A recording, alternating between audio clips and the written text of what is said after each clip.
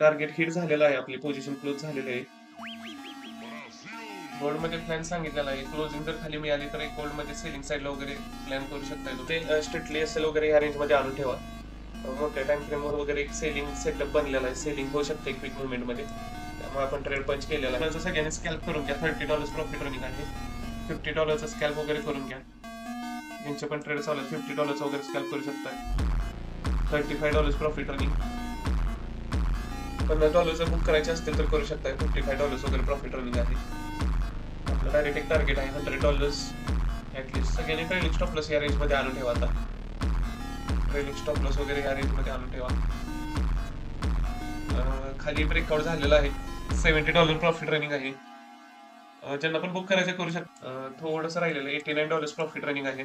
$90 profit running आहे. $100 आपण book करायचं आहे. $100 सगळ्यांनी टार्गेट लावून ठेवा. $100 वगैरे बुक करायचे ट्रेडमध्ये.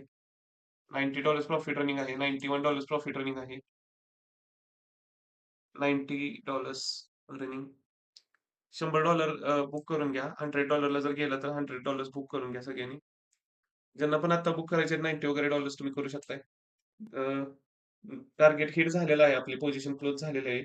$100 आपला टार्गेट